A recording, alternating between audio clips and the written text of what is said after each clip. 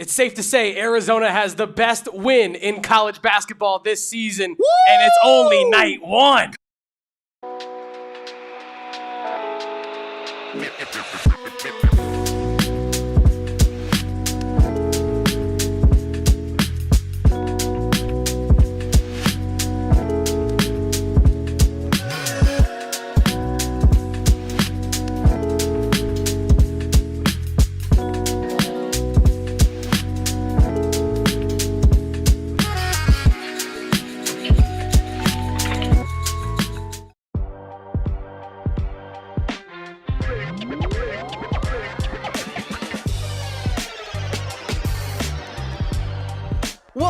Welcome on into the AZ Wildcats podcast, live from Studio K, presented by our great friends over at Circle K. I am Damon Farrell, he's Kevin Thomas, and we are all winners tonight as the Arizona Wildcats take down Florida 93-87, get the job done against the reigning, defending national champs. And it's no more, Kevin, because chain equals snatched. The Arizona Wildcats on the prime time tonight, showing the nation that they are a team that really needs to be, considered to be one of the true elite teams in college basketball, and doing so on night one. Kevin Thomas, Mr. Basketball himself. How are we feeling, my guy? You've been waiting for this moment for so damn long. And now you're finally here and you get to talk about a Cats W. I feel like I'm vindicated in my anticipation of this season. I feel incredible. I'm walking on a cloud right now, Damon, as I'm sure all of our closest friends and family here in the chat are as well. Leave a like for this massive Arizona Wildcats night one upset of the reigning, defending national champions, Damon. This was a hell of a game. You said it. We talked about it on the watch long and on the pregame show. This has been a day that Arizona fans across the country, across the world, dare I say, have been waiting for a long time. The debut of Koa Peat, the debut of Jaden Bradley, the game against the national, defending national title holders, and also you got the debut of Kchenkov as well. We're going to get into all of that and a lot more on this post-game show, but you're right, Damon. This has been a day that I've been waiting for a long time. Highly anticipating this matchup, the real measuring stick game. There is no other team to measure yourself against than the team that was able to cut down the nets the year prior. Arizona was able to get that done tonight. That was a huge, huge victory. And as Sam Albert said, you didn't even get 10% of what Jaden Bradley could be in this matchup, and you were still able to defeat Florida. Koa Peat cooking Alex Condon up and down the court. Jaden Bradley explaining each play to Xaivian how to run point guard live in time on national television. It was beautiful, Damon. I think we'd be remiss to not start by taking our shot. If you were watching with our watch along, you should have been. Damon and I promised if the Arizona Wildcats caught a W tonight, which, hey, look at that score. How about that they for did. A little ASMR?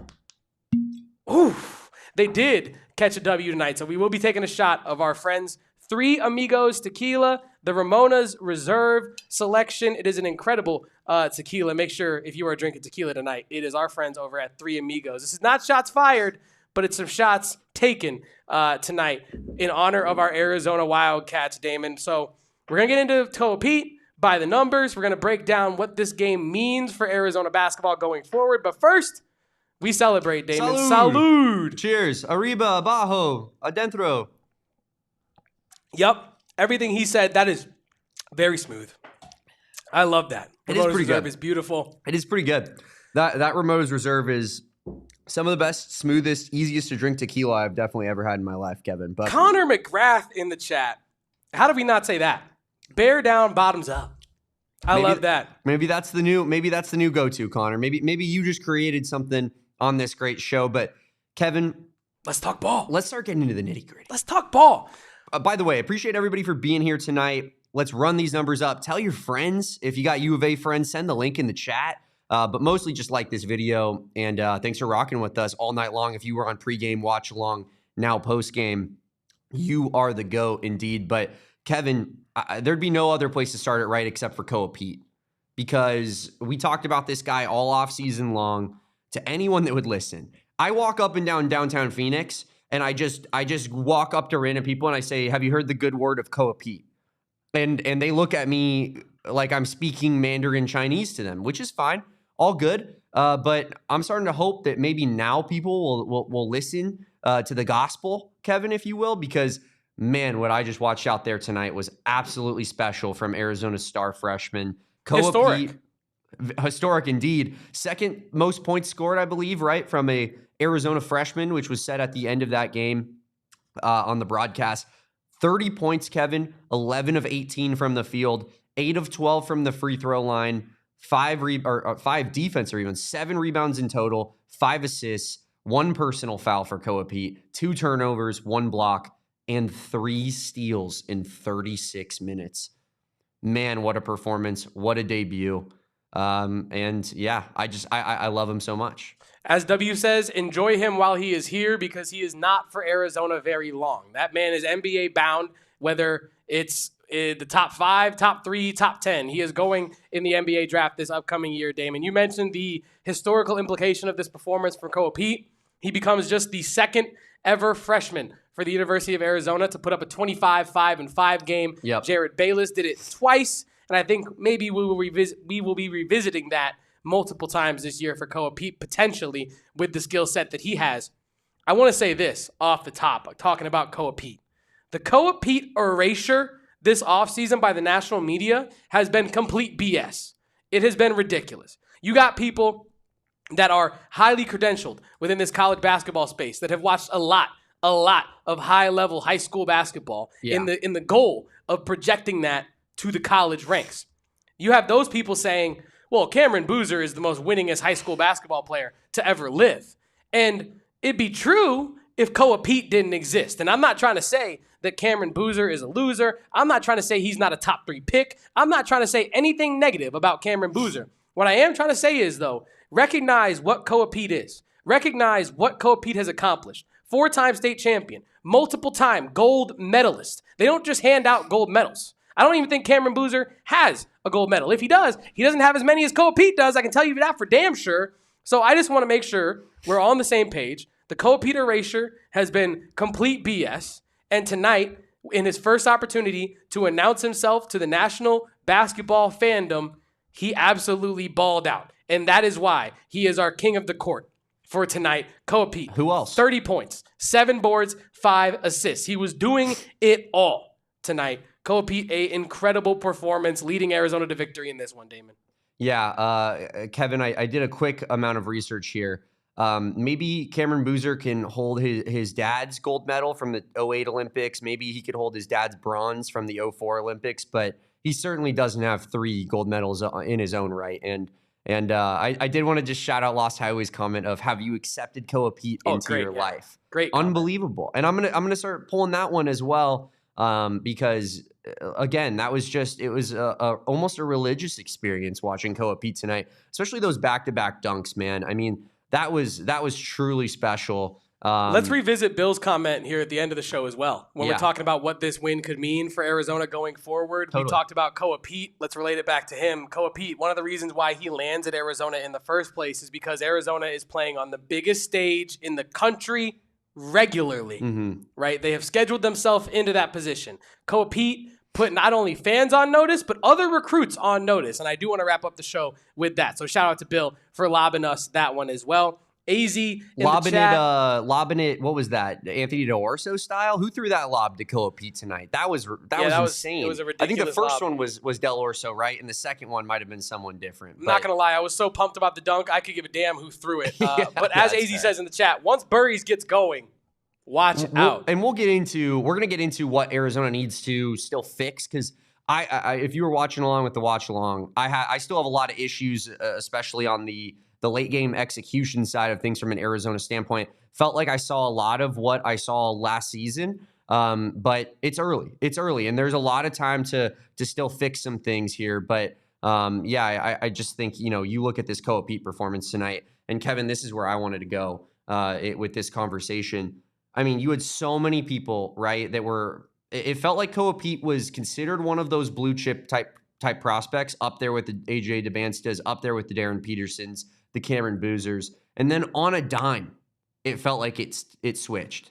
It felt like there was like a bat signal style call out to the basketball media to say, hey, Koa Peat is actually a step below the rest of these guys. And I remember, Kevin, you were bringing some like very valid points to me. This was off-air conversation me and you were having. And my response to you, and you can attest to this, was we have not seen this guy play at this level yet. So why are people so certain that his defense is going to fall off of a cliff? Why are people so certain that he's going to start napping on defense when his usage rate at Perry is like 100%? He needs to touch the ball on every offensive possession, so he's not going to give that effort on defense like you might see. And yeah, I guess there are some people that might say, oh, well, this guy, this particular random case, he gave 100% effort while also touching the ball in every possession. But, you know, maybe that guy's just a superhero, right? What I saw from Koa Peat tonight was superhero-esque. And it was the way in which I've always envisioned Koa Peat dominating college basketball, Kevin. And against elite competition, against a front court that was literally winning a national championship and cutting down nets. What is that, 6 months ago at this point? 3/5 of Florida's starting lineup cut down nets. 3/5 of Arizona's starting lineup was in high school last year. Yeah. Or at Bayern Munich if you're Ivan Kchenkov, which we'll get into later as well. That guy's an absolute stud. He is. Ivan Kchenkov is a certified dog. But Koa Peat, I mean, it was this idea that he like couldn't replicate what he did in college. And I'm sitting there and I'm like, the 6'8", 6'9" guy who has an incredible body that wears it well, insane athleticism, insane vertical ability. I feel pretty confident that he's going to translate over to the next level. And we saw that in a big way tonight. I think a lot of people owe Koa Peat a massive, massive apology, Kevin, when it comes to their off-season evaluations of a guy when he wasn't even playing basketball. You know, it also would have been different if Koa Peat could have suited up for the McDonald's All-American game. I guarantee you that. That's good PR. Because yeah, that is good PR. Koa Peat is sitting out there at practice watching it, and I think it's easy for you to be like, he wouldn't be dominating like DeBansta would.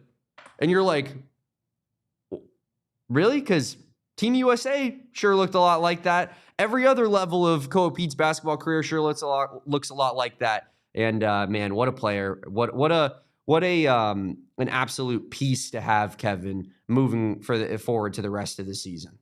You say he's got an incredible body. You're calling him a piece? Calm down, Damon, dog. Calm down. It's getting hot. It's getting hot in here. Take off the hoodie, my friend. Woo-hoo, woo-hoo.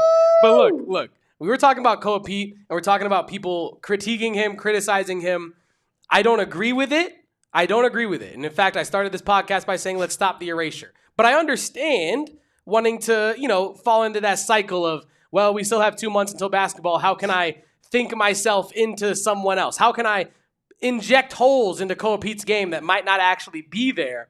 He's not perfect, Damon, but I said it after one exhibition game watching Koa Peat.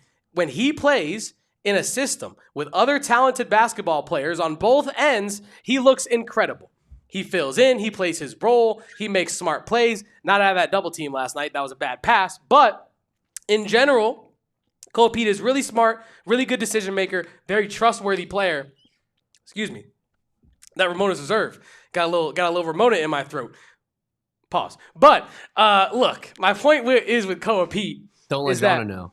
Is that when he is around other talented basketball players, his game elevates. There are some players that only elevate when, they have ISOs and they have all the ball in their hands. And there are some players that they can seamlessly fit into any high-level basketball system. And that is the kind of player that Koa Peat is. Very happy that he is a Wildcat. Very happy that you're all tuning in to this stream right now. Please leave a like for this massive Arizona Wildcats victory, Damon. We had a whole lot more to talk about, and I'm sure that we're going to talk about Koa Peat a lot more. Damon, what you got to say? I just wanted to point out one last thing before we move on to a break here, Kevin. Someone put up here in the chat that Koa Peat, their teams are going to start doubling him.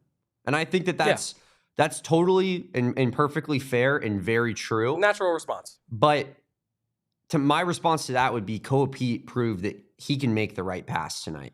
He can find the open man. And I think that's what makes him so dangerous. Is he has a good handle. He does have good playmaking ability and decision-making. And if you want to double Koa Peat all season long, be our guest. Be our guest because we got enough players around Koa Peat to make that a real issue for you. And that includes guys that didn't even necessarily have the greatest game tonight. That also includes guys like Jaden Bradley, who are the heart and soul of this team and put up a career high in and of itself. Welcome in, Mr. Justin. I mean, look Spears. at that profile pic on my guy, Jay Spears. Koa Peat is a dog.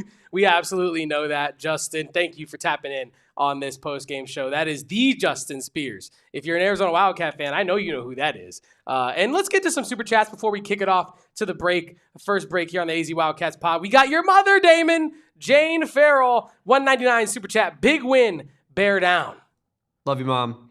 Bear down Cats, $4.99. Finally, Arizona basketball back in the saddle. Congrats from New Jersey alum. It was beautiful to watch. Well, I hope you get some good rest tonight, sir, but it would be hard. My heart would be pounding all night long thinking about the Cats cutting down some nets. Oh, I'm going to be up all night long. Tonight, that's for certain. I'm going to be writing articles. I'm going to be posting TikToks. I'm going to be watching highlights, watching that Koa Peat dunk back maybe 1,000 times. Don't ask me how many times I watched that Koa Peat dunk back already. It's a lot. Norin in the chat as well. And we will get to your guy, Matias Krivas as well on this show. He did very well tonight. Koa made his name known nationally. Wow, just wow. Jaden also made a statement. Huge night. Thank you for your super chat, $9.99 from our friend Norin Rudin as well. If you want to drop a super chat, please do. Not required, but we do appreciate it. If you really want to show us even more direct support, become a Supporters Club member. You get a free super chat once a month. So if you're already sending super chats, you're missing out on saving a little bit of bread and supporting the show by becoming a Supporters Club member. And if you are an MVP or Hall of Fame member, make sure to drop your Tommy Lloyd emojis in the chat right about now, Damon.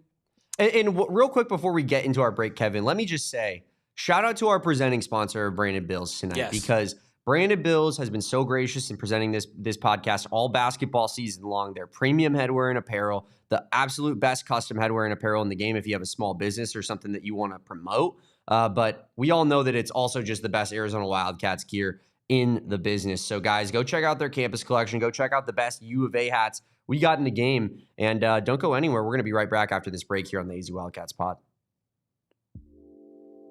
You know it, and Damon is not in there, and that is on me, chat. That is seriously on me, mostly because my guy Damon was at Colorado last time we did one of these here ad breaks, and he was quite far away from our friend over here, the camera. But Damon, I want to kick off our first ad break tonight talking about our friends over at Monarch Money. And if you are like me, you made a little bit of money tonight on the Arizona Wildcats picking up the dub. But if you're trying to take that money and manage it, Monarch Money is your #1 friend. You might have even got a notification from Monarch that you got paid from this game tonight because they keep track of all your income, expenses, and I'll say your outcomes as well, because you can set, smash, and reach goals with our friends over at Monarch Money. I started using Monarch Money because they sponsored this here platform that we get to use every single day, Damon, of PHNX. And I have found that Monarch Money is an incredible financial management tool. They give you notifications, they keep you up to date, and they help you manage your finances. It's like having a personal CFO, and that is truly living the high life. I know myself that Monarch is built for people with busy lives. I'm busy, Damon's busy. It's hard to keep track of the X's and O's when you're flying around talking about Arizona Wildcats W's all the time. That's why you have Monarch Money. If you're putting off organizing your finances, don't. Monarch Money is here for you. You're leaving money on the table by not using this promo code of PHNX for half off your first year. That's 50% off of 12 months of money management tools. You think Tommy Lloyd doesn't have a financial advisor? Do you trust Tommy Lloyd? Okay, so use our friends over at Monarch Money. Don't let this financial opportunity slip through your fingertips. Use code PHNX at monarchmoney.com in your browser for half off your first year. That's 50% off your first 12 months with our friends over at Monarch Money using promo code PHNX. You know Tommy uses Monarch Money because he's the king, Kevin. Get it? Monarch I do. Yeah. Another thing that is the king is our friends over at Circle K. Is that what the K stands for in Circle K? Because, Circle Kchenkov? Because you are a king if you go to Circle K, or a queen, depending on what your getup is. But we love our friends over at Circle K. Let me tell you about the Inner Circle Rewards membership program. It's just going to help you save so much money. When you sign up, Kevin, you get 25 cents off per gallon on your first 5 fill-ups. Then every time that you fill up at the gas tank after that, you get 3 cents off per gallon until you reach premium status, and you get 5 cents off per gallon. And let me tell you guys, bozos like me and Kevin are in the premium status. It is really easy to get there. It only takes a couple fill-ups at the tank, and it's so simple to sign up as well. You download a free app, you plug in a password and an email, and it is really that simple. Then every time that you fill up at the tank, you just plug in that 10-digit phone number right there at the tank, and it will accept your number and give you that savings right in front of your face. Nothing like it. The Inner Circle Rewards membership program is just helping you save money, and they're doing it at America's Thirst Stop as well. Kevin, I don't know if you saw when I was in Boulder. Oh, of course I passed by a Circle K right outside of Folsom Field, and what did I find? Just the boys just doing some some toad dances in their toad costumes out. Making some TikToks. I mean, it's America's Thirst Stop. You never know what you're going to find at a Circle K. Go into your nearest Circle K today. Join the Inner Circle for free by downloading the Circle K app. Terms and conditions apply at participating locations. Visit CircleK.com for details. Do visit Circle K, as our chatters, Max is saying that the K actually stands for Krivas in Circle K. If you did not know, now you know. And Damon, as you mentioned earlier, this is brought to you by Branded Bills, so make sure to use code BBPHNX at Branded Bills as well. We got some post-game sound. Damon, we're going to do our by the numbers. We're going to talk about Krivas. We're going to talk about Kchenkov. We're going to talk about Burries.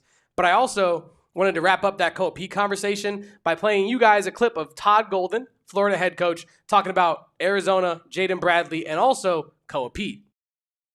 This opportunity to come out here and play a really good program, a program that's used to winning a lot of games.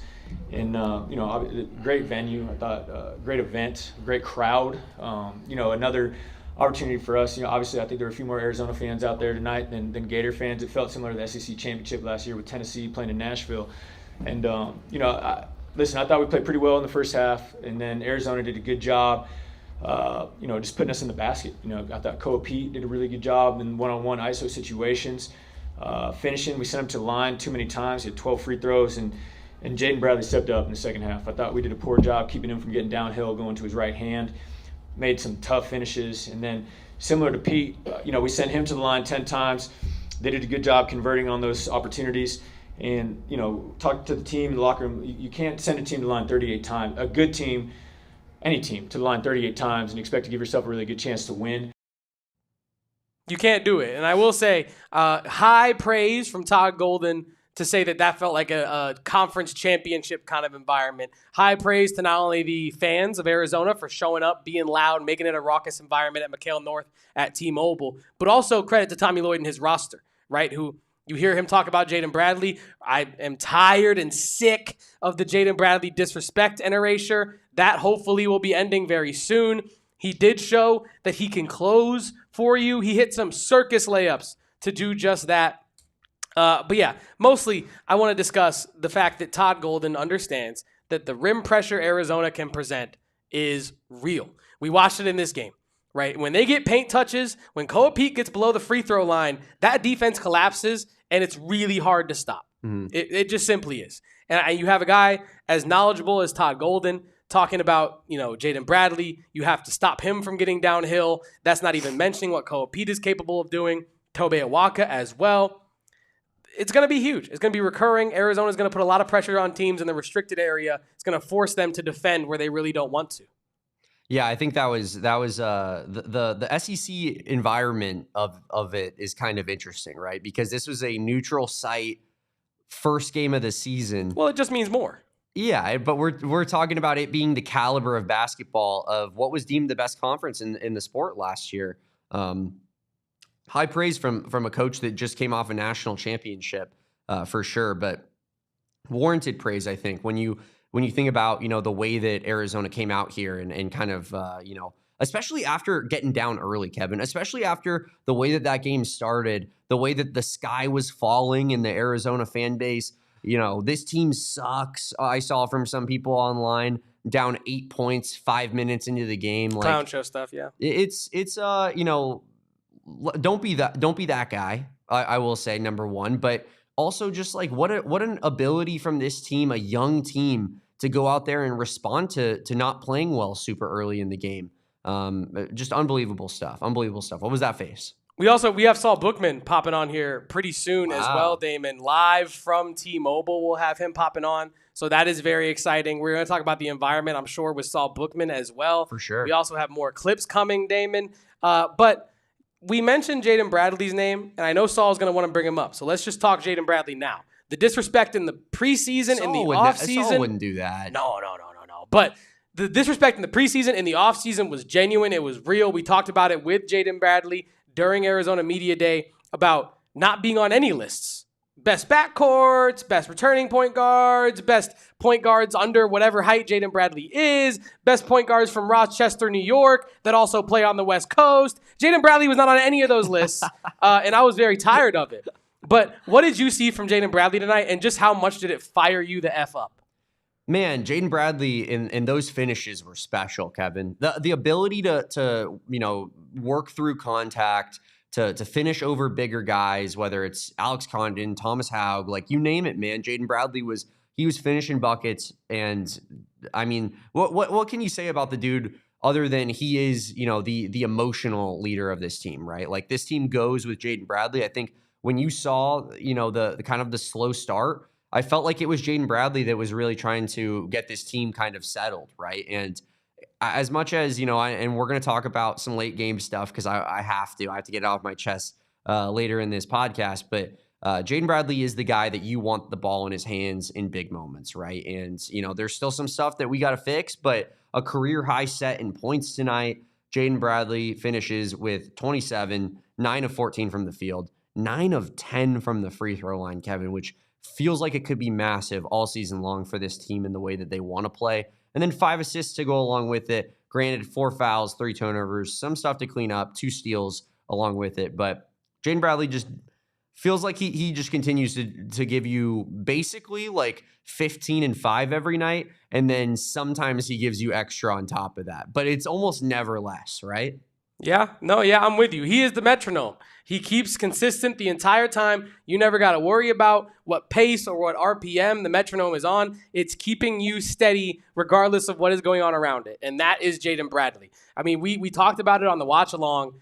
I feel like this year, Jaden Bradley is truly going to be that guy. He was already that guy, but Jaden Bradley will truly showcase his ability, Damon, I feel like, to be the closer this year for Arizona, to be the guy that steps up in any moment. I won't even say like just closing games. It feels like he's going to be the guy that steps up when you simply need a bucket, right? Last year, I think in theory, that was going to be Caleb Love. That did not happen. That was not the case. He was too mercurial. He was too prone to high variations in his performances, right? But Jaden Bradley is not that guy. Jaden Bradley is Mr. Consistency. He might not have the high-end volume scoring that a guy like Caleb Love can bring to the table when he's hot. But Jaden Bradley is consistent, and when he gets downhill, it is dangerous. You heard Todd Golden, the coach of our opponent tonight, say it himself. So very, very, I'll say it's a huge word tonight, but validating performance, I think, for Jaden Bradley in what was a massive opportunity for him on a big stage. Completely, I'll take a page out of your book. Completely embarrassing Xaivian Lee. I'm on one side of the coin with Xaivian Lee. Damon's on the other, and Damon's coin looks a lot shinier than mine right now. But Xaivian Lee was not good tonight, and Jaden Bradley and his defense, and obviously the Arizona Wildcats defense in general is a big reason why, Damon. Yeah, no doubt about it. Sam puts it here really well. JB could go 0 for 10 from the field with 7 turnovers. He'd still trust him in the clutch. And I think I'd still trust him to make a winning play down the end of the stretch, even if it's not about him taking a shot. But let's talk about that three-pointer for a second, Kevin. You want to bring up Xaivian Lee. My guy was out there laying bricks all night long on a national stage after I was told that, yeah, the guy who averaged 17 at Princeton is absolutely going to be the exact same player once he joins the SEC and plays real competition. Same thing with Donovan Dent. I mean, it's all these guys, Kevin. Like, I'm sick of college basketball analysts just being like, yes, they will actually improve in a better conference. When I watched Jaden Bradley give an 8 out of 10 on his bad nights and a 10 out of 10 on his good nights. You know what I mean? Like, oh, yeah. Xaivian Lee's got problems. This isn't a real conference, and he does it consistently against the best competition. Jaden Bradley even went out there and nailed a three-pointer in the clutch because that's what he does. Even though technically I believe it was listed as a 2, but we know that was a 3-point. Fair enough. Fair enough. It was a 2, but like it was a long range shot, which he is not his game. Except in that moment, he's like, you know what, this is cash. Yeah. Because I feel great about it, and it's like Jaden Bradley is such a special player. He's so underrated, I think, in just stylistically how he plays. It's easy to underrate a guy like that who their game is so predicated on playing both sides of the ball. Doing a lot of little things, but Jaden Bradley, Koa Peat are the 2 best players on this team. I think we knew that already. That's not a shock to anybody, but night 1, those guys propelled you to victory. The 2 main reasons why Arizona won tonight. They truly were the 2 main reasons why Arizona won tonight. We have more post-game sound with our guy Saul Bookman. We have By the Numbers coming up, Damon. We have Kchenkov. We have Krivas. We have so much to discuss on this here post-game show, Damon. How are we going to do it in the hour and a half plus that we have sat out and allotted for ourselves on tonight's post-game show? But thank you all for joining us so far on the post-game here on the AZ Wildcats podcast. Arizona upsets defending national champion Florida. Let's go! Nationally televised upset for Arizona to start the year and to start a brutal non-con. All that and more on the other side of this break here on the AZ Wildcats post-game podcast. Leave a like, drink your water, don't go anywhere. Unless you are headed over to our friends over at Gila River Resorts and Casinos. Gila River, where you do you. If you want to bet on the Arizona Wildcats to win the national championship, because I heard to be the champ, you have to beat the champ. And I think Arizona just beat the champ. So what does that make them? That is for after the break. But head over to Gila River Resorts and Casinos for a you do you type of experience. What does that mean? Comedy shows, concerts, live podcasts like The Straight Game Pod with Arizona alum Mike Bibby and Big Diesel Shaq. These are experiences that you can only have at Gila River Resorts and Casinos.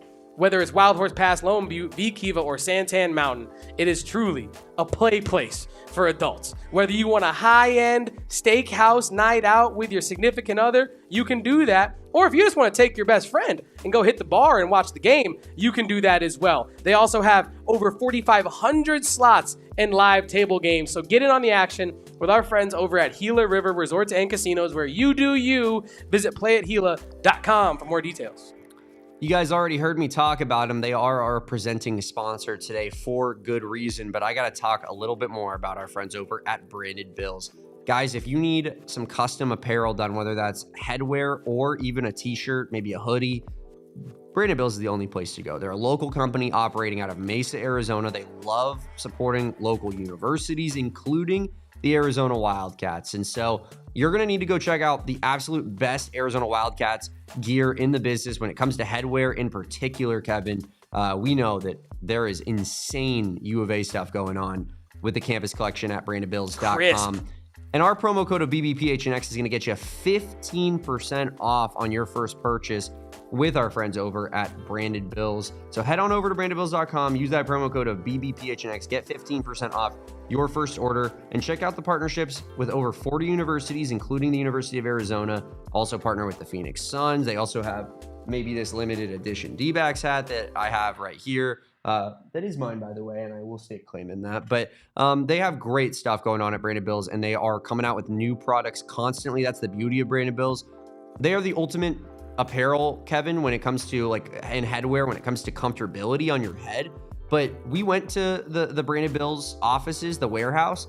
It legitimately takes them 10 minutes to make these hats. That's why they're able to, pop out new branding, new logos on their hats so often. So make sure you're always monitoring their website and checking out if they have any of those new products that are coming out all the time. Kevin, I know you just got a old school Wilbur Wildcat Branded Bills hat. Beautiful. That is pretty sweet. And we asked them specifically for that one, and they brought it and they made it happen. So we love our friends at Branded Bills. Check out their U of A hats. Check out that campus collection at brandedbills.com, BBPHNX for 15% off. Make sure to do that. Make sure to head over to gophnx.com as well and become a diehard or become a supporters club member or check out any of our watch parties. This one is a Cardinals watch party, the away game watch parties at Gila River Resorts and Casinos, where you do you, and part of doing you is watching our PHNX Cardinals podcast, which I'm sure you all know and love. But we got a game to talk about, Damon. Let's talk about these numbers from this one with our friends over at Desert Financial Credit Union. By the numbers, Arizona takes down Xaivian Lee. Tough from Xaivian Lee. I wonder how he made it on that graphic, Kevin. I guess I have no idea. Oh, I wonder who made this one. Arizona takes down Xaivian Lee, and the Gators is out shooting them 49% to 42.9%, 40% from three. A massive discrepancy here, 25.9% for Florida. It felt like the 3-point defense for Arizona was very solid. There were a couple open threes. You wish you could have those back, but it's not going to play a perfect game. And it felt like the threes, for the most part, that Florida were getting were well defended. Free throws, Arizona hits 81.6% of their freebies. Florida going 66.7%. And points in the paint, Arizona wins that one 50-46. And of course, they go 1-0 in the stock market, Damon. Absolutely, always going 1-0 in the stock market. We know that's more important than the actual W itself. But I think what sticks out to me when you look at that there, Kevin, number one, the free throws. Arizona tonight shooting almost 40 free throw attempts, shooting a really high percentage. I mean, I think that this is going to be the style of basketball that this team wants to play all season long. They're going to try to take it to the rack. They're going to try to force you to foul them. And Koa Peat is that type of player in particular. Jaden Bradley forces a ton of fouls with how fast he is and how quick he gets downhill. I loved what I saw from a aggressiveness in the paint, trying to force fouls, and then scoring fairly efficiently while you're in the paint, not getting fouled as well, Kevin. So that was big for me from my standpoint. From the three-point field goal standpoint on the Florida side of things, it really did feel like early in the game, Florida was getting a lot of high percentage looks from three, like open looks, guys that really just had no one within the vicinity of them. And it was feeling like a lot of things we've seen from ghosts of Tommy Lloyd's past, where, you know, Tommy Lloyd is a phenomenal coach, but there are times where this team and his teams have struggled defending the perimeter in particular. And Florida was getting some easy shots early, and then Arizona made adjustments. And on top of that, Xaivian Lee missed every open shot that he took seemingly. So that's what you get tonight. That's why I put Jaden Bradley and Xaivian Lee on the by the numbers graphic, because Kevin, people dead ass tried to tell me that Xaivian Lee was better than Jaden Bradley. They tried to tell me that all off season long. Every one of these point guard lists, I implore you to go look at them for yourselves. It is disgusting to look at. And to the point of Damari up here in the chat, Xaivian Lee was going up against archaeologists, Kevin. Like, what are we talking about? Future hedge fund managers. Jaden Bradley's playing in the hardest conference in college basketball, going toe-to-toe with Milos Uzan, who's, you know, a national champion runner-up. And that's who he's going toe-to-toe with in a Big 12 championship matchup. Meanwhile, Xaivian Lee is you know, really taking it to Cornell. And he must be better than Jaden Bradley. It's ridiculous. And I had to highlight it on that by the numbers graphic. I love it. That was our by the numbers. This game was not about the numbers. This game was about the W and the execution on the court. Speaking of that court, Saul Bookman is outside T-Mobile Arena. We welcome him. He's always live outside. Onto the AZ Wildcats podcast post-game show. Saul, just how electric was that game? Man, for November 3rd, I felt like we were in March. It was crazy. I mean, like, I'm sitting there, I'm like, dude, if you didn't tell me what day it was or where I was at or what was happening and I was watching this game, I would have felt like whoever loses this is going home for the season. Yeah, no, I mean, I said it, I think on this show, maybe on our watch along. I think it was on the watch along. But if, you know, usually if you're an Arizona Wildcat fan, you know your team's going to be playing on some sort of big stage throughout the year, whether it's a conference title, whether it's a Sweet 16 game, whether it's, hey, maybe you get to that Elite Eight and that's even a bigger stage. But now you're getting this in early November. This is a massive game. I mean, this will stand as, I think, the biggest win of the college basketball season for probably at least a couple weeks, at least until you get into conference play. You have some big opportunities, right, to lose that title. But my point is, this is the biggest game of the year so far, and it's night one. The environment seemed electric. I'm glad to hear that it was electric. You see some Wildcat fans strolling out of the building right there behind you, Saul. But yeah, let's start with Koa Peat. What did you see from Koa Peat tonight, our superhero that Florida just couldn't compete with? Dude, he okey-doked us in the exhibition. I'm just fully dude, I'm telling you, like, because I watched him in high school, and he was every bit of what he showed tonight. Yep. But then he gets to the exhibition, and I'm like, well, maybe I had Koa Peat a little wrong. Like maybe he just isn't ready for this level to the degree that we need him to be. I don't know. Braden Burries looked much more prepared for game one than Koa Peat in the exhibition. And then we get here, and through the first couple minutes, you could see he was kind of back in that exhibition mode, kind of deferring to everybody else. And then there was the first time he tried to actively go at the defender and get a bucket. He got the bucket, and I was like, he needs to do that for the rest of the game because they need him to do that. And it was like he knew he needed to do it, and it was off to the races after that. That's why when you look at I know I'm going to piggyback on the Jaden Bradley thing for a second, but when you look at these preseason lists, what they look like in the preseason and what they're going to look like after the season, they're going to be an abomination. They just will be. Because you got dudes on this team that absolutely got disrespected and got besmirched and got hoodwinked, run amok, you name it. And the disrespect will just not be tolerated anymore, not by this fan base. And honestly, if you're a college basketball fan, you should not stand for it either. I had Andy Katz and Seth Davis were sitting right there in front of me. And Seth Davis was straight up like, man, Jaden Bradley not being on those lists is kind of yeah. No, you know what I mean? No, totally. Oh, It's Saul. You mentioned Koa Peat kind of having an aha moment in this game, understanding his physicality, his skill set is higher than his opponents, and he needs to use that as an advantage. I said this, and as Justin Spears hops in and says, led astray and flat out deceived. But like I told Damon on our watch along, Koa Peat at the free throw line, play that song on repeat, right? And by that I mean his decisions that he can make at that point of the court, endless. He can drive it. He can back it down. He can turn it around. He can drive and kick it out.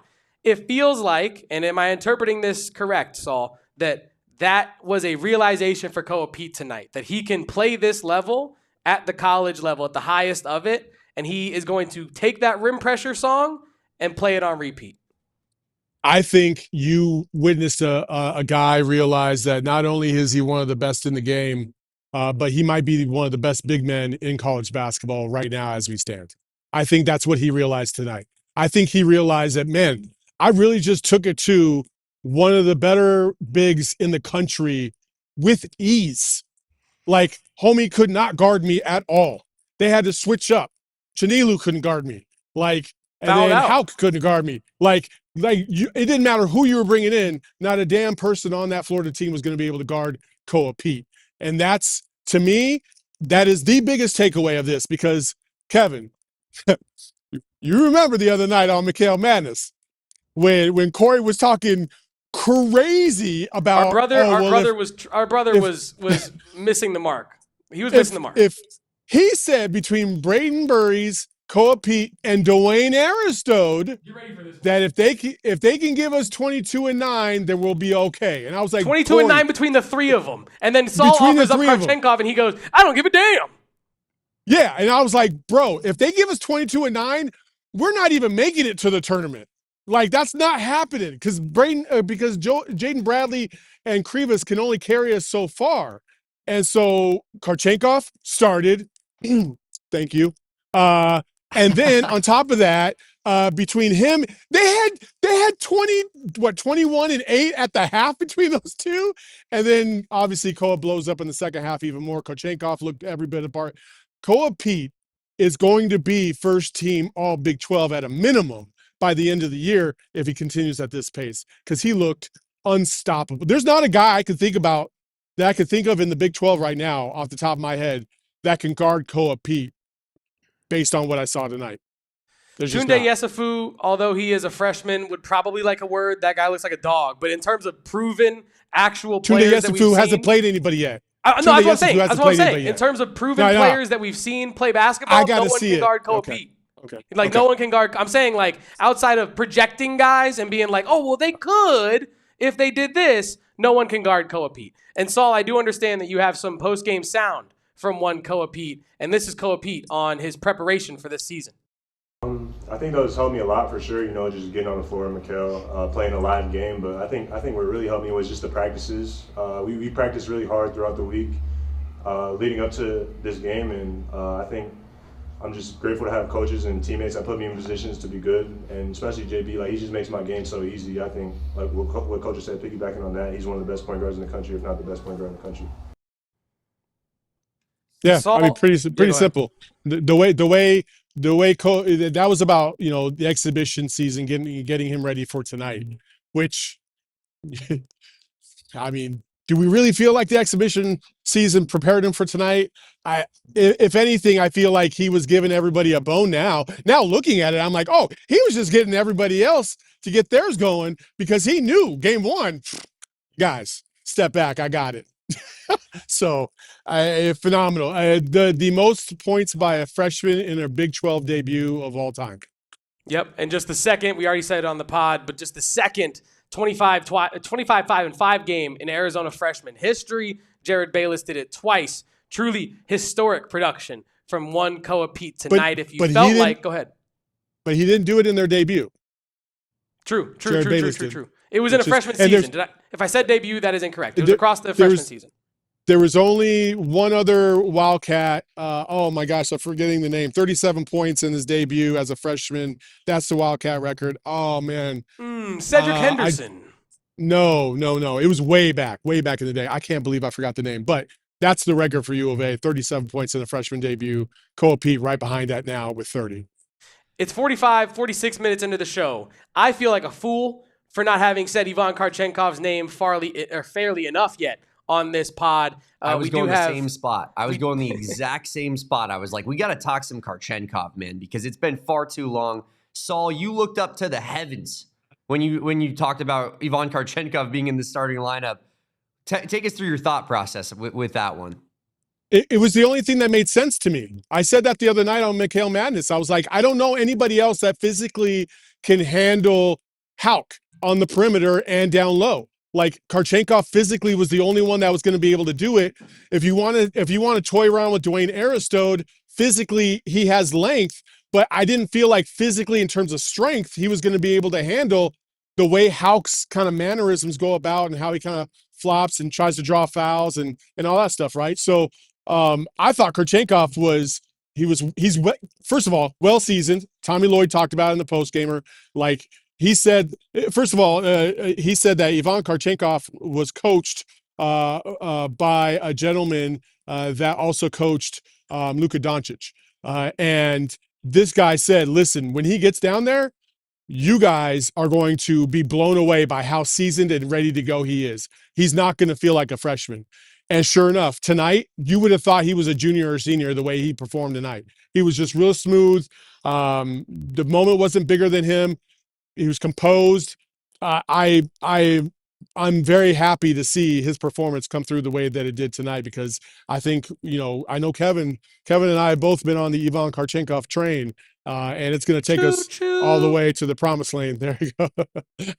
There we go. I mean, he's an absolute dog, Saul. And you mentioned the Luka Doncic comparison. It's funny you say that, because when Ivan Kchenkov hit that fadeaway three-pointer from deep three-point range, we tweeted from our beat account Luka like celebrating after hitting a massive shot, because it felt Luka Doncic-esque the way that he took that shot, the way that he was moving away from the basket, off the dribble. Like, that was special. And I think that that's not just something that, is coming out of nowhere. That's not just like a fluke shot, right? Like, that's something that he feels comfortable taking, especially in night one against the defending reigning national champions early in the game. Like, I don't know if it was Tommy Lloyd's favorite shot in the world, but I'm sure Tommy Lloyd is filled with confidence with a guy like Ivan Kchenkov because of his performance tonight. Kevin, what was I know we talk about the scoring aspect of things a lot, but did you see anything from Kchenkov on a defensive side of the basketball that you liked tonight? That he's solid as we knew he would be. Obviously, he's going to have some moments where he's kind of still getting acclimated to the way the American game is played at college. But like I said this on the watch along, and I'll repeat it here, right? The reason I said on a recent pod that I would not be surprised if the small forward role is Ivan Kchenkov's by the end of the year is because of his game, this Saul outlined, right? Like the well-roundedness. He might not be elite at any one given thing, but he's really good at everything, right? He can play defense. He's incredible in transition. He's really, really, really smart off the ball. I said to Saul on McHale Madness, or maybe off air on McHale Madness, that he's going to get at least 4 points a game this year just cutting off the ball, catching college defenders sleeping, because he's always moving. He's always thinking about, where do I need to be on the court to help my team? You saw it where there's a moment where Dwayne Aristote is cutting across the free throw line from the hash. It messes up the spacing. Now you got 3 guys on the short side of the court. Kchenkov says, you know what? This is easy for me. I'm just going to cut behind my defender, hit the rim. It did not result in a bucket. He missed the shot. But there's going to be multiple times in a game throughout the year where Kchenkov is understanding spacing, understanding where he needs to be on the court in relation to the ball, and he gets a bucket because of it. Incredibly impressed, but not surprised that Kchenkov was this ready for the college game. Because like Saul said, the man is seasoned. Incredibly rare to see a German man that seasoned with anything. So I feel like Kchenkov is the man for that role. He is all the way ready. Maybe some sauerkraut or something. No, there's no pepper on sauerkraut. That's just sour. Is sour a seasoning? It's a flavor. Yeah, you're right. It's like an umami. I don't know. I think you're right. It's a flavor. It's a flavor. You're right. Hey, I will say this about Kchenkov. I agree with you 100%. The other thing that let's not overlook is the fact that Florida has a very, very big front court. Okay, yeah. All of them are over 6'9", 7-footers. And we're not going to see that every single game. We're just not. So the fact that you look at a guy like Braden Burry's not getting off, you look at Krivas, who I thought played a decent game, despite the fact that his stats might not tell you that. I thought he was solid. I didn't think he was a weak point. I didn't think he was a detriment to anything that we were doing. He just didn't have the cleanest game offensively. But I thought defensively he held his own. He rebounded. He did everything we asked him to do. And he took up space in order for everybody else to get theirs. And Kchenkov being one of those guys. Kchenkov going up against smaller bigs, if you will, in the Big 12 or even during the season, and especially this non-conference run with the 4 other teams that we got to play that are dogs, he's going to get his. He's a smart player. He's very shrewd in the way he moves and looks at the game. Jaden Bradley, same thing. That's the thing about this team that I can't say about other teams in the past, is they are a very intelligent team.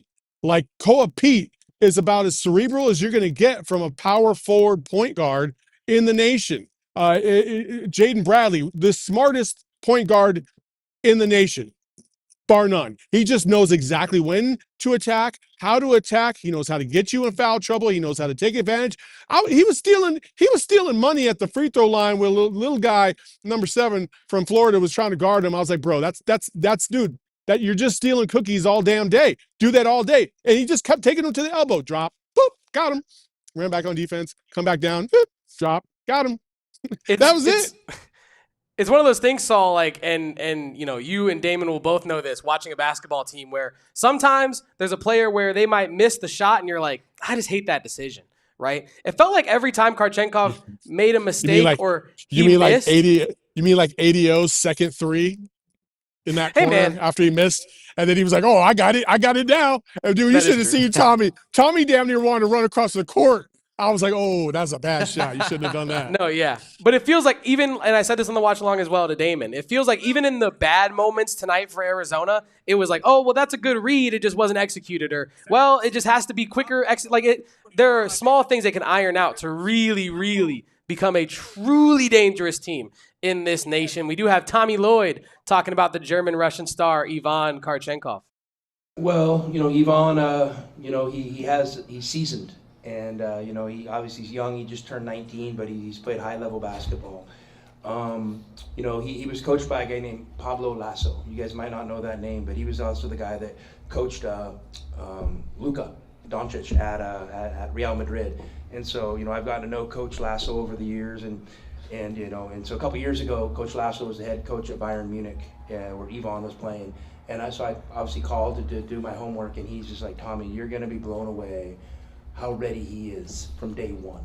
And, and he showed flashes of this, but he's also had some ups and downs in practices. But for him to come out today and perform like he did on this stage was impressive, because you know what, I've been on his about rebounding. And he led us in rebounding tonight, so that shows me he's a good learner, so probably gives me the liberty to keep getting on him. really important, Point blank? the rebounding aspect, right? Like he comes in there in his first night playing a small forward position. We're talking about the size component of things and how Florida matches up so big in the front court in particular. And he went out there and matched that physicality to a T, put up double-digit rebounds in the process. And yeah, it's hard not to be like just completely thrilled with the way that Ivan Kchenkov had his debut tonight. You talk about the seasoning that we talked about earlier. Like this guy is, yeah, this guy is a really, really good basketball player. And what an addition to this roster by Tommy Lloyd. Very, very late in the offseason process, guys. Like I think, Arizona was prepared to go into this season without a guy like Ivan Kchenkov. And then we woke up one day and it's like, oh, this guy from Bayern just committed to Arizona. And now he's starting on night one, just a mere 3-4 months later. There's a possibility we look back on this season and think to ourselves, wow, things would have gone so much different if Kchenkov didn't commit to Arizona. Yeah, 1,000,000%. If you looked at his, listen, he started in the Euro Championship just several months ago. Like, nobody starts for a team like that just because, they're young and, we just want to give them some minutes. Like, no, he was playing legitimate minutes all the time for that team. And so to take that and bring it over here is valuable experience. And in game one of your University of Arizona experience against Florida, the defending national champions, to come out and look as poised and as calm as he did outside of the fact that he got hit in the old nether regions. They were beating him up, man. Listen, man, I didn't know if my guy was going to come back. Like, my guy, he was cradling the old Jules all the way across the court into the locker room. And I was like, damn, did my guy, how bad was that? And even when he came back after the half, he was kind of shaking the leg, if you know what I mean. You know what I mean? He's walking around every 3 steps is like, damn. Yeah. He's just, sometimes you just don't feel right. You got to shake the leg. You know what I mean? Yeah. So, that's what he was doing. But hey, he got through it. He did a phenomenal job. This entire team did a phenomenal job. And before I do go, I do want to say one thing again, because this is your favorite point guard in the country's Stan account. Jaden Bradley, again, showing everybody why the dismissal, the straight disrespect, the absolute embarrassment of the media landscape out there to not place this guy in the top 20 of all point guards in lieu of someone who had never competed at a high Power 4 level before, instead was looking at how to mix his Bunsen burners on the side while he's doing his calculus homework. Give me all of the Jaden Bradley stuff, because this is absolute. Watch it. Listen, Xaivian Lee is a good player. He's a good player. If he was on Arizona, I'd be pretty hyped. But he's not Jaden Bradley. No. He's not even close to Jaden Bradley. Jaden Bradley is that dude. He's every coach in America wishes they had a Jaden Bradley. And there's only 2 or 3 that do. And I would say this, 2 of them are in the Big 12. If you go out to Iowa State and you go to Houston, those 2 programs have a Jaden Bradley type of player. Everyone else, bye-bye. It's just what it is. He's a top 3 point guard in the country, point blank. I agree with you, Saul. I do believe we have some sound from Tommy Lloyd regarding the disrespect that Jaden Bradley faced this offseason. Let's hear from Tommy Lloyd. Okay, the Hall of Fame's awesome, but how in the world do they not have Jaden Bradley as one of the top 20 point guards in the country? And you guys know I don't mess with these lists that much, but in JB, and I talk about it a little, but JB's a guy that he doesn't need anything extra. He doesn't take up any extra space in the room than he has to. He's always leaving room for his teammates to be special. And at the end of the day, he's just a get it done type of guy. So, I hopefully, I know there's add-ons to that list, but if there's any way this guy's not one of the top, 2 or 3 point guards in the country, I've been doing this for a while, and they don't make him much better than this. So he was amazing today, and then, obviously you say the same for Koa. Koa, it was a coming out party for him, so to speak. Everyone's known about him, but no one's really studied him and watched him. and he's a special player. I mean, just the way he came out in that atmosphere, and he went against the first team All-American, and that kid's a heck of a player, and Koa obviously more than held his own. So, we're proud to call these guys Wildcats, and it was a great night for Arizona basketball. It was a great night for Arizona basketball. And real quick, Saul, before you do get out of here, this show is headed to overtime. And thank the good Lord, Kchenkov, that we did not have to hit overtime in this one against Florida. That would have been very, very scary. But, Saul, do you got anything else for us before me and Damon finish breaking this one down? I do. I have a little listen, you know how much I love Tucson. I love Tucson. I love my school more than anything else. However, it's going to be really awkward at the end of the year when, however this all falls out, but I'm going to assume that Koa Peat's probably going to be in the running for like National Freshman of the Year or All-American status, or at least Conference Freshman of the Year, if not Player of the Year. For two Phoenix guys wearing number 10 to be hoisted into the banners. Wow. I'm just saying, as a Phoenix, Phoenix native, unfortunately, playing in Tempe in my high school days, like I take a little bit of pride that all the best players, all the best find their way to Tucson some way, somehow. That's all I'll say. I'm not putting myself in that category, but I'm just saying that there's something to that. That's all I'm saying. Phoenix is Wildcat country, and then now you can go. Yeah, Saul, this 1,000,000%. You are so right about the top players in the state. They find their way to Arizona, and that is something to be prideful about, I think. As someone that is from Tucson and, definitely reps Tucson over the valley at the end of the day, but like I'm still an Arizona resident, have been my entire life. I have a lot of pride in the fact that our state is represented by this basketball program consistently being good year in and year out. And Koa Peat, Mike Bibby, Channing Frye, I mean, you name it, man. There's a laundry list of players that we could go down for. Even Sean Elliott in Tucson. Like the guys that are in this state want to represent this state. And Cameron Williams, I'm talking to you, my guy.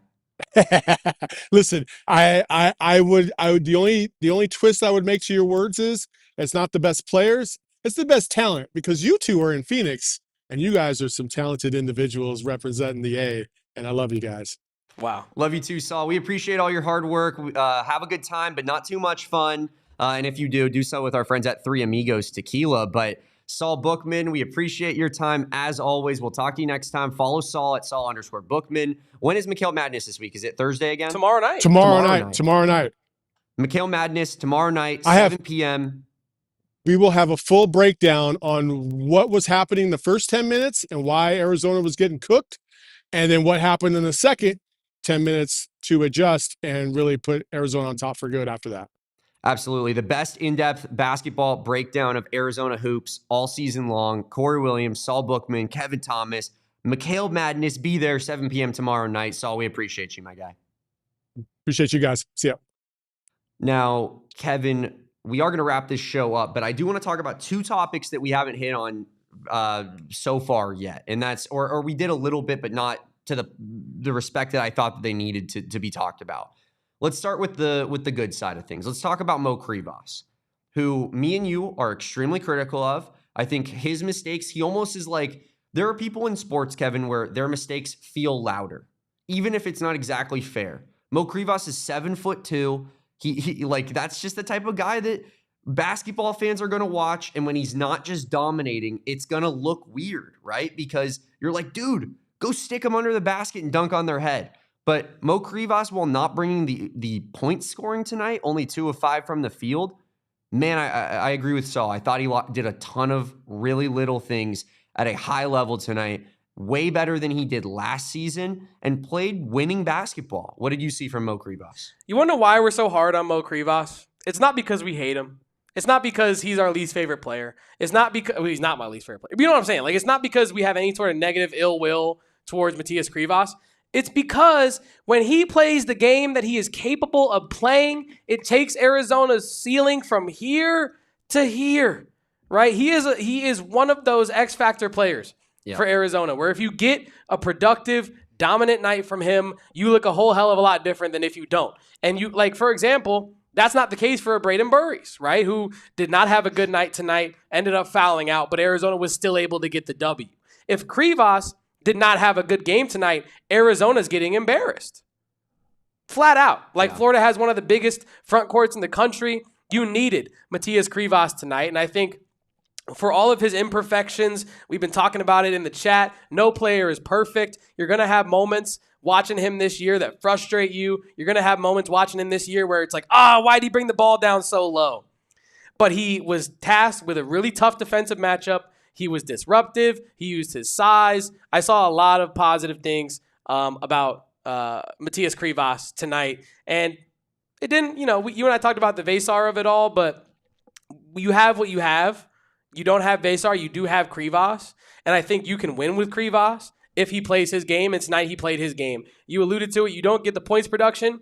I don't need points production, really, from Matias Krivas. I need the rebounding. I need the defense, and he did that. I also don't need him to make mistakes, and he really didn't make too many tonight. So, yeah, shout out to Mo Krivas.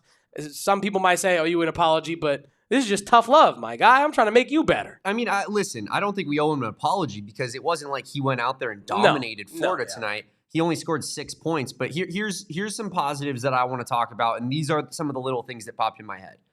Florida's on a momentous run. Mo Krivas goes down there, gets fouled, nails both free throws, leaves no doubt in the world, Kevin. Kind of stops the bleeding a little bit. That's huge out of a center, especially a 7'2" guy who can hit his free throws and you can trust him at the free throw line. I think that goes a long way. There was a Jaden Bradley layup inside of 5 minutes where Mo Krivas sealed Alex Condon and basically gave Jaden Bradley a layup line look. Unbelievable. In my opinion, like, that's 2 points to Mo Krivas, not 2 points to Jaden Bradley. Mo Krivas made that play, right? With that unbelievable seal. You talk about the blocks, 3 blocks tonight. I thought I saw 4, but dude, that rim presence was legitimately number one thing Mo Krivas needs to do all season long. If Mo Krivas can affect shots at the rim, Kevin, and do so consistently like he did tonight, that's going to go a long way in terms of helping him stay on the court, helping him, contribute to winning basketball. Xaivian Lee, this is not Princeton. This is not the Ivy League. You can't drive in on a 7'2" center who plays Power 5 basketball and expect to get away with it. I believe he sent them twice. But Krivas, I thought he played a really good game tonight. I thought he played winning basketball. And I think that's what we've been asking about out of Krivas all, career at Arizona is go out there and affect the game in a positive way. It doesn't have to be you putting back to the basket and scoring like you're Wilt Chamberlain. It just has to be you making the right play, being in the right spots, and affecting shots at the rim on the defensive end. Indeed, it does, Damon. That was really well said. That is our Mo Krivas segment of the night, I think. He did really good. We want to keep seeing that going forward. Want to see him, honestly, continue to get his feet underneath him, right? I think people forget, man, that Mo Krivas missed all of last year practically with a really nasty leg injury that kept him out for the vast majority of last year. I think he played, 8 games last year, none of the Big 12 season. So it feels like Mo Krivas is getting his legs under him. He, had some up and down moments in the preseason, which we gave a damn in the moment because it's all we had to work with. But now that we've seen that, I feel a lot better about Mo Krivas heading into this season. And now that I see our guy Kobe in the chat, I feel a lot better about this here post-game show.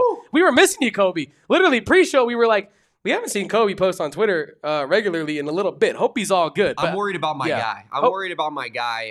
Hope everything's good, Kobe. But yeah, Utah Tech on a Friday, according to Max, and I do have that confirmed right here via the old Google machine. Utah, 7 p.m. tip on a Friday. Of course, Kevin and I will be going at least post-game for that one. We'll get it kind of situated, what we're going to do in terms of watch-along and pregame as well. But a successful night one for most at Arizona basketball, Kevin, but not for one. And I think we have to talk about it. We do. Because we haven't talked about Braden Burries, and we're an hour and 8 minutes or an hour and 6 minutes into the show, right? So Braden Burries, not his night tonight, Kevin. You look at the stat line. It doesn't read too well. It's not pretty. 17 minutes, 3 points, 2 assists, 0 turnovers, 1 for 6 from the field, 0 for 1 from 3, 1 for 2 from the free throw line, and of course 5 personal fouls that saw him fouled out of the game. Not exactly the stellar debut we expected out of Braden Burries, although Koa Peat and others made up for it. But Kevin, should I have the panic button on the table with Braden Burries, or how are you feeling after one game of Burries ball? I am 0% worried about Braden Burries after this game against Florida. Florida has one of the biggest rosters in the country, one of the most physical rosters in the country, and Braden Burries was making some really tough attempts at the basket tonight. I'm talking about going up over multiple guys, contested jumpers, contested layups, contested drives. Those were tough opportunities for Braden Burries to turn those into points. And I'm not worried at all. I think this was a really, really tough challenge. And I think the only freshmen that really looked like freshmen were Braden Burries and Dwayne Aristote. But Aristote just didn't get a lot of clock. He played 6 minutes, right? So the only freshman, you started 3 of them, and only one of them looked like a freshman. And I think you have to take that into account here. You have a really tough, tall Florida team. And with a guy like Braden Burries who needs to get going by getting downhill, I feel like it's going to be tough for him to get going against a team like Florida. But this is a learning opportunity for him. I am not at all worried about our beloved Braden Burries after tonight. If anything, I think it's great experience for him that you get a win in a game that he did not play well. You get that insurance, right? You don't got to, it didn't cost you. You can kind of flush it to an extent and just move on to Utah. What is it? Utah Tech, formerly Dixie State. Yeah, Utah Tech. But yeah, Braden Burries. It like Tori Lavolo. Your favorite. I like how you get like nom flashbacks of when you covered PHNX D-backs and Tori used to say flush it after bad losses, but I bring it up. Then you say it on every show when someone has a bad game / the team loses. So are you just Tori Lavolo? Whoa. Hey, we can evaluate that later. But I'm not say Kevin, just to kind of wrap up the point. Yeah. I very much agree with the idea that like you get the W and Braden Burries plays like that. My God. Imagine when Braden Burries starts figuring some things out. Imagine when they start watching film on Koa Peat saying when he collapses past the free throw line, we have to double him, and Braden Burries is standing in the corner, just naked, waiting for the basketball, just waiting to just put it in the hoop. I mean, it really is like I think that kind of thing is like you guys can not prepare for Braden Burries if it makes you feel better because he didn't have one good game. But that would come back to bite you if you're one of those teams. I'm not saying that teams are going to do that, but I agree that there is no panic button right now for Braden Burries. This is a term that I use very commonly and no one else does, but I do find it very funny. Can I also just say, Kevin, that the UCLA Bruins and the Eastern Washington Eagles are in an absolute dogfight right now at the end of a first half? Well, I mean, I'm just really confused right now because I thought that this team was the greatest team that the Big Ten has ever seen. Yeah, no, that's a fraud watch. UCLA is officially on fraud watch, and it's not even, midnight on the East Coast. It might have just hit midnight on the East Coast. Oh, but Stephen Jamerson, the second, has 0 points and 1 rebound right now, Kevin. I was told that was a big addition out of USD this summer. So we're on a fired up post game. I'll say it. UCLA is going to stink this year because they have Mick Cronin. Mick Cronin leading the way. He can't even see over the steering wheel. He's so mad about it that he takes it out on innocent journalists like Justin Spears. I will not accept it. I will not stand for it. Mick Cronin, loser, and that's what I have to say about UCLA. Mini Mick and a bunch of losers over there at UCLA. Donovan Dent, you're not a loser, but maybe slightly overrated. I will say Donovan Dent he has 13 points in 14 minutes right now. Very talented. 13 of UCLA's 25, but also playing Eastern Washington, which is the level that Donovan Dent is used to playing against. Yeah. Shocker that he would have a good game in that one. UCLA is a joke, as Roberto says in the chat. And as we wrap this, forever. I want a lifetime contract out of Mick Cronin. That guy knows how to coach. Yes, and he knows how to coach. Knows how to throw a tantrum as well. Shout out to everybody in the chat that has been riding with us. Some of you have literally been watching since the pregame show hours ago now. So thank you. We truly, from the bottom of our heart, appreciate each and every single one of you Wildcat fans and faithful tapping in with us tonight. We do this for every game, football, basketball, pre- and post-game shows for the most part, Damon. So make sure to subscribe to this channel. Make sure to tap in with us. Do we got anything else before we get out of here, Damon? I know you and I got BYU to watch. We got UCLA to watch. We got work to do after this. We got a bunch of shows to talk about this game. Do we feel like we covered the bases tonight? Chat, let us know if we missed anything. I do believe that that's going to most quickly wrap it up for us tonight, Kevin. But I do have to say that I believe that we now have a special prop as a part of the AZ Wildcats podcast. Next watch along, this better be on my noggin, or else I'm not sure the Cats are getting the W. It's the Magic Circle K headband. Is there anything like it? I mean, it feels like when I got that Mercury playoff hat and I was like, oh, it's just a nice hat. And then I wore it for the game and they had that epic 27-point comeback and I was like, oh, I guess this is my playoff hat now. But yeah, Damon, I think you do have to wear that for at least all of our like games where we have a watch along for certain. Like you can't mess with that energy. But yeah, thank you all for tuning in tonight. This was an absolutely electric victory for the Arizona Wildcats. As Leah says in the chat, the Circle K Rally headband, and the K stands tonight for Kchenkov. And cash money. Yes, oh, cash sorry. money. I thought we were on the same page. Oh, you know what? Before we get out of here, Damon, we got to hit our love the play. We got to hit our love the play with our friends. I completely forgot. I also did. With our friends over at Arizona Lottery, it is the season of giving, ladies and gentlemen. So make sure to head to your local Circle K and grab some scratch-offs, maybe play them, maybe gift them to a friend that is of age. I don't know. But Damon, I will go ahead and kick us off here. Please the play do. that I loved so much, Ivan Kchenkov's 3. I mean, we're talking about a guy who gets his first college start tonight. We're talking about a guy who got kneed in the nether regions. He got chopped in the throat. He's clearly going through it. He got cupping therapy.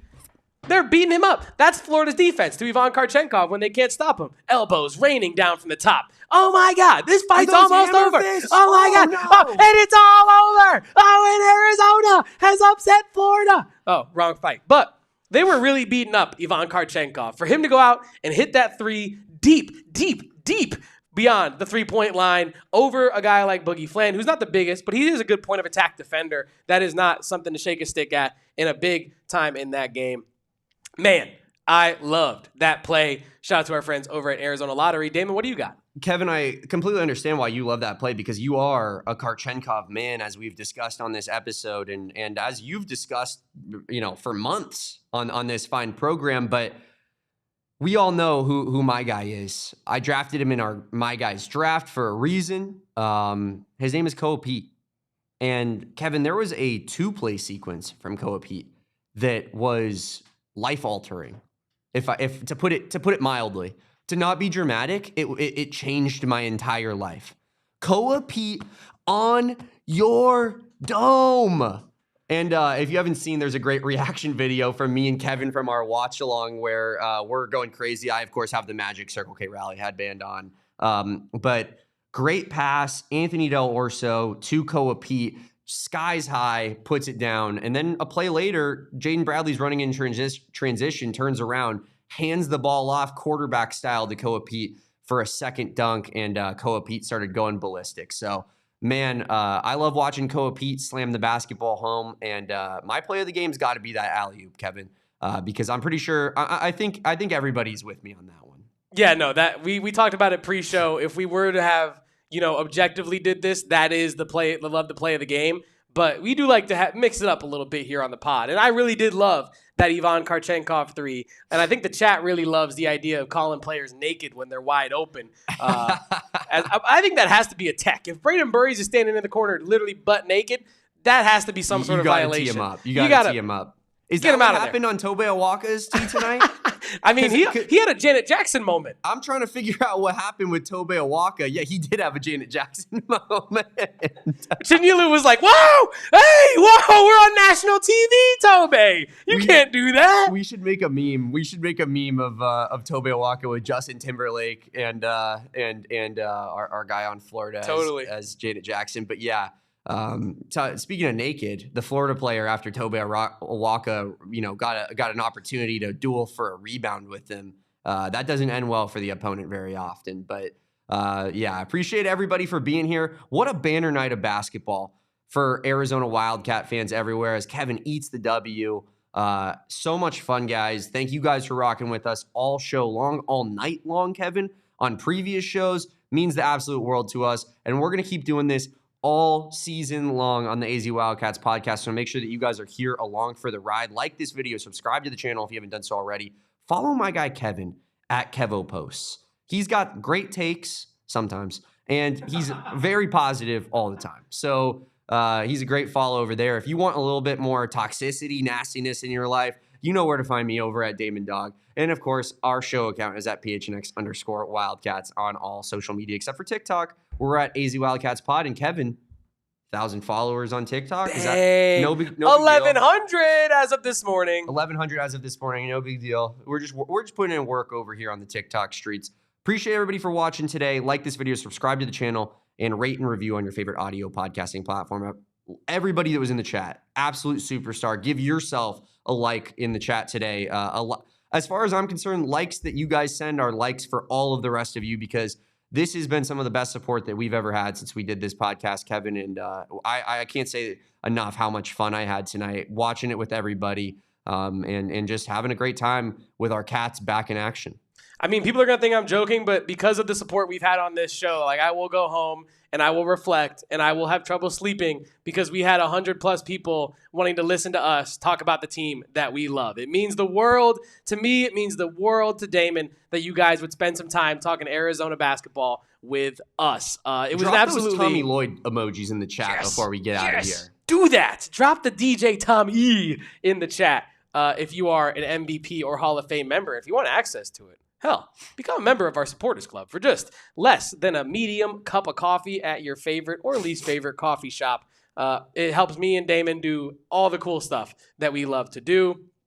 And as Ryan Neal says, oh man, I'm sure our guy Totri is down astronomical because it's basketball season. He's pretending that it doesn't exist. And by the way, guys, if you want a good little funny joke, maybe tune into the PHNX Sun Devils Big 12 recap show that they did on Sunday night, where they predicted, Eric Ruby, Mr. Anthony Totri predicted that Arizona will not win another game the rest of the season, finishing out 0-4 to miss a bowl game. That's going to be a fun one to look back on. And you guys know where to find us if you want to hang out and make fun of the PHNX Sun Devils crew, because that's what we do all the time on this show. I'm Damon Dog. That's Kevo Post. We're the PHNX _Wildcats pod on social media, the AZ Wildcats pod overall. But appreciate everybody for watching. Love you guys. And we'll catch you next time on a Tuesday edition at 2 p.m. on the AZ Wildcats pod. Until then, peace out. Bear down.